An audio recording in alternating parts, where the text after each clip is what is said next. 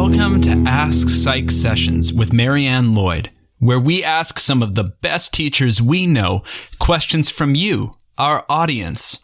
If you have a question or an idea for a conversation, please visit bit.ly/AskPsychSessions. That's bit.ly/AskPsychSessions. All one word, all lowercase. And here's our next question. Thank you so much for joining us. My guest today is Dr. Mike Madsen from the University of Southern Mississippi. I'm glad you could be here today, Mike. Thank you. I'm glad to be here and excited to talk about this stuff. Well, great. Before we jump in, as always, I like for our listeners to know a little bit about who they're listening to today. So can you tell us a bit about your training background, about your institution, and about what you're teaching regularly, please? Sure, absolutely. I am a professor in the School of Psychology here at the University of Southern Mississippi. We're about an hour from the Gulf of Mexico, so we're on the lower part of the United States. Southern Mississippi, University of Southern Mississippi is an R1 institution, so we're research extensive. In the School of Psychology here, we're a large department. We have 4 PhD programs, 3 APA accredited PhD programs in counseling psych, clinical psych, school psych, and then we have a PhD program in experimental psych, as well as our undergraduate major and a terminal master's degree in counseling psychology. So we're a pretty big department with a lot of faculty, and most of the faculty are research active. About me, I have been at Southern Miss now, I think about 17 years. I like to tell everybody that I arrived in Hattiesburg, Mississippi, 2 weeks before a big storm came through that was called Hurricane Katrina. So that was my introduction to the South. My training is, I'm trained as a counseling psychologist. I received my PhD from Marquette University in 2005. And I've provided a lot of different clinical experiences throughout the years. And I teach classes, undergraduate classes. I teach our drugs and behavior, kind of like the brain and the body and how different substances kind of affect that and how we develop addiction to those substances. I also teach an undergraduate addiction counseling class where we move on from the drugs and behavior to how might people go about treating, getting an idea of how those substances affect one's life and then treating them. And I've taught other classes throughout my time here too, health psych, psychopathology, and those types of things, counseling theories as well. I'm always glad when I don't Google people too much, and then I can be surprised because I feel like this makes me even more intrigued about what you're working on with your STP grant. So you're another one of the guests that have just gotten an instructional resource grant. And yours is called the Development and Evaluation of the Skillful Psychology Student Assessment Tool. And I have to say, when I hear the names of those classes, I don't think, oh, I bet that this Skillful Psych student is going to show up in here. So why don't you tell us a little bit about the grant and what you're up to already in this space, please? Okay. Yeah, great. Thank you for that. One thing I left out too is I'm also the program coordinator for our undergraduate major. So that's kind of the tie in there.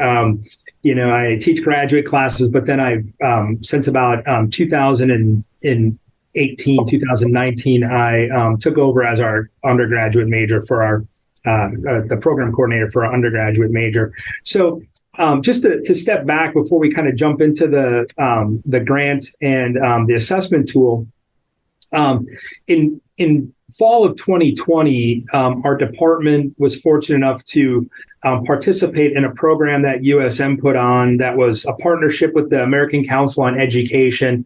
It was a whole Connect the Dots series training that we went through. And really, obviously the purpose of that was to take, help academics and help departments better prepare students for the workforce, connecting what they're learning in school to getting jobs. So it fit really well. And as we were going through that program, I came across the Skillful Psychology Student. So we were a little late to the game, compared to when that stuff came out, but it fit really well with what we were doing in the AQ Connect the Dots program.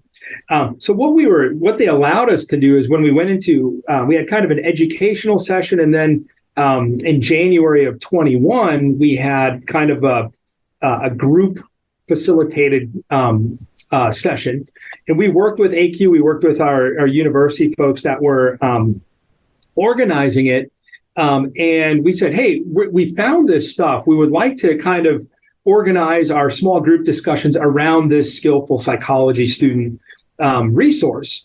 And they allowed us to do that, which was really great. So we broke our faculty into different groups and gave them resources about the Skillful Psychology Student, the handout that folks created, and basically gave them the directive and saying, okay, your group's going to be assigned one of our core psychology classes. We want you to go through this document and have a discussion about the Skillful Psychology Student, identify things that maybe we need to work on and need to think about with regard to this. And they were great. Our faculty were great. And they identified some major things that, maybe we needed to do to kind of use this Skillful Psychology Student resource. Well, they talked about that we need to kind of develop a method and get an idea of what is currently going on in the department, how we're already doing this, identifying that in classes. We needed a process to kind of deliberately link the Skillful Psychology Student resource and the skills to course objectives, developing a system that students can use to track those skills. And then we need resources and tools that faculty and students can use to kind of better understand the Skillful Psychology Student, help prepare them throughout the process. So that was really great that they identified those needs, and it fit really well. So we took that, in phase one of the project, we developed kind of a syllabus analysis tool.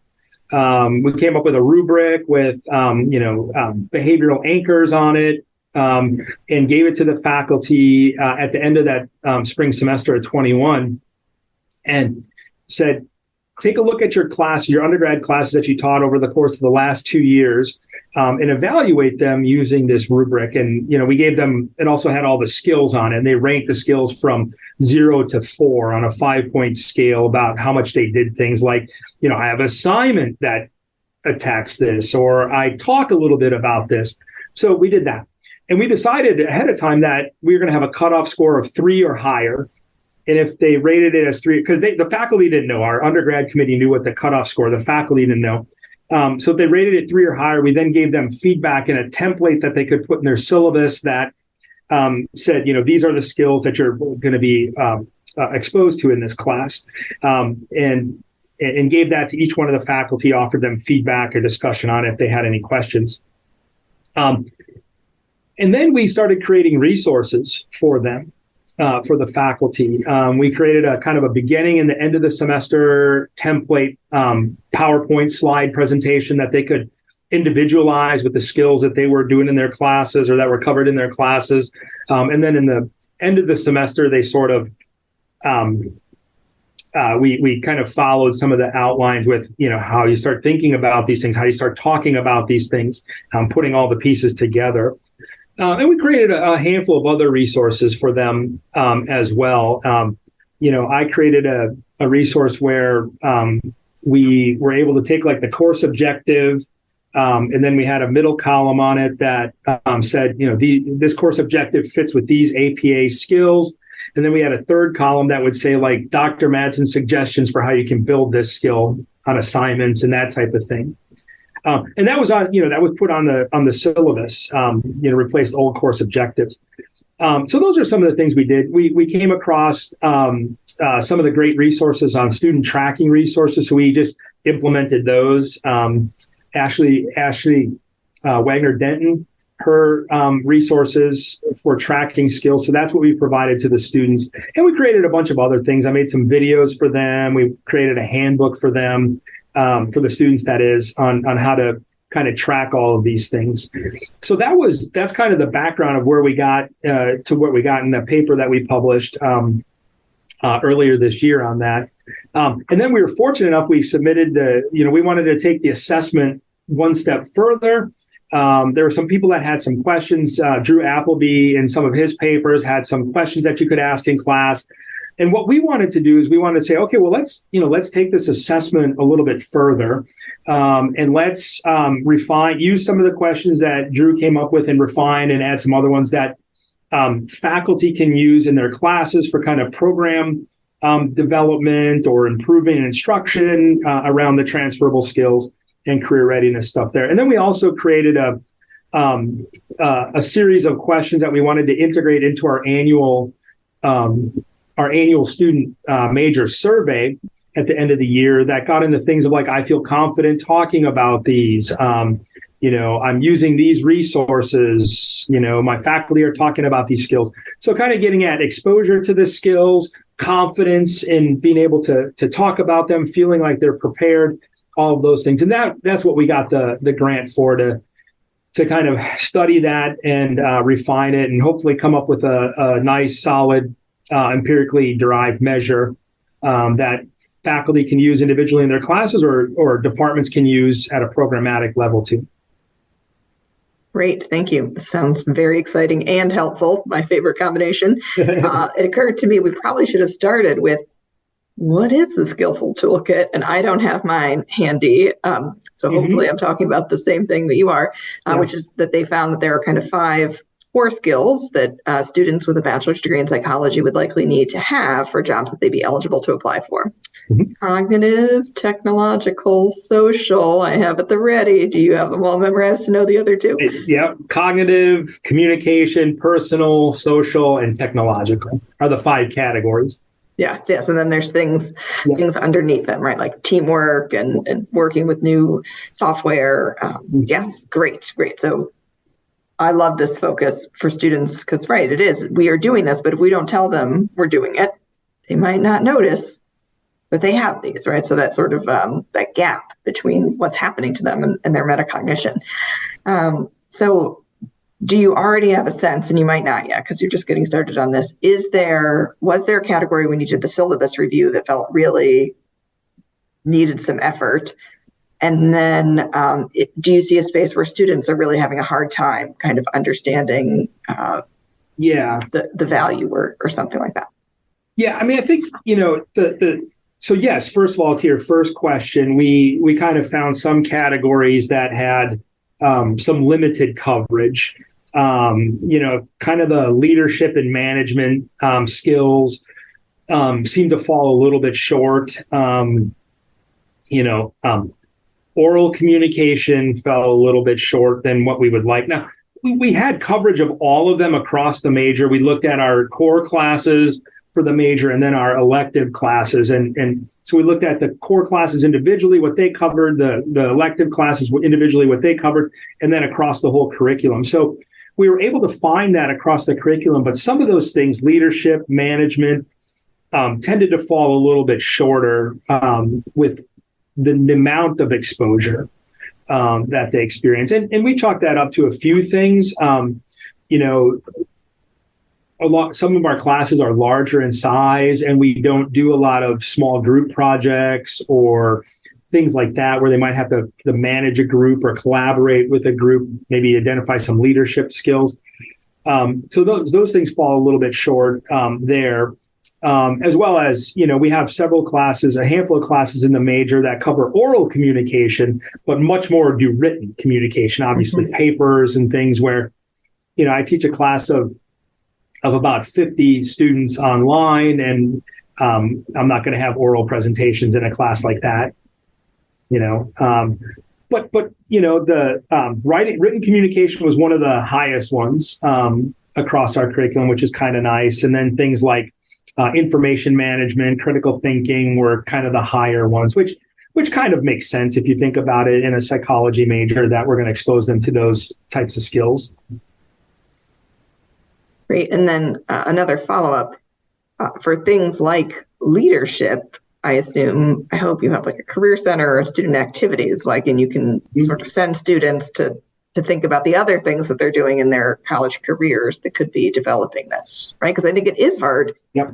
I mean, how much, I understand you said you were a large faculty, but I'm guessing you're a large institution also, right? It's not, you probably don't have a 6-to-1 student to faculty ratio for your majors, do you? No, we're the second largest major on campus. And the last numbers I saw, we had 670 psych majors. So it's pretty big. But along with that, we've really tried to make an effort to make this large major smaller, or feel smaller, I guess, maybe, not reduce the numbers. But yeah, so we've tried to do things to enhance our communication with the psychology majors, providing them a lot of information about ways that they can get engaged in the department, things like Psych Club, Psych-Chi. We have a couple of niche-related organizations that are affiliated with our department, like Active Minds, which does a lot of advocacy around mental health issues and stigma. And then we just started a new, we were kind of the first group to be a student chapter, for lack of a better words, of Shatterproof, which is a national organization on addiction. And we were fortunate enough to kind of connect with them. So we're trying to work with them. One of the barriers, and we talk about barriers and thinking about barriers, one of the barriers we run into is, even though we're large, we're about, I don't know, we oscillate between 14 and 16,000 students, I think. We have 2 campuses, one on the coast, one up in Hattiesburg. And then we also have a lot of, the old suitcase college, a lot of commuters that come here. Our students work a lot as well. So, trying to get them, figure out ways to get them engaged, and revamping some of our groups like Psych-Chi and Psych Club for them to get engaged. We're also focusing on, we just started looking at kind of some core skills that students might get if they're involved in research labs, identifying like, these are the core things that should be across any research lab. So we're starting to do that. We haven't ventured into identifying the skills for Psych Club or Psych-Chi yet, but, we hope to go down that road too, to kind of provide them some guidance on, if you're in these groups, here's my leadership in these groups, here's what you might get. Great. So much good stuff happening at the University of Southern Mississippi. I hope that some people call you after this to ask if they can come visit and get some of the happy to talk with them. Get some of the secrets to putting all these pieces together. So we try to keep these around 15 to 30 minutes, but I always like to leave space for a guest to talk about either something related to this or something else that's on their mind that they'd like to share with listeners. No, I think the only thing I'll close with regards to this is, I think, and our faculty are on board with this, that it's important for psychology departments and the faculty to kind of take on part of this and guide the students through the process. And that's why we kind of came at it the way we did versus just, throwing the resources out there or having a talk on how they can track it themselves. So we thought that it was important for the faculty and the program to be kind of part of a curricular effort as opposed to just leaving it to the students. So I'm happy to chat with anybody that has some interest in going down that road and providing some guidance or feedback to them as well. You might start with us. It was one of our it's one of our items that's on our curriculum revision list is to do more career prep explicit work. So look for an email from me soon. Great. Thanks so much for giving up your time and thoughts today. I've been talking with Dr. Mike Madsen from the University of Southern Mississippi. Listeners, did today's episode make you realize you have a question you would like someone to answer? I would be happy to take it into consideration and find a guest that can help. But what I need you to do is head over to our Google form at bit.ly/AskPsychSessions.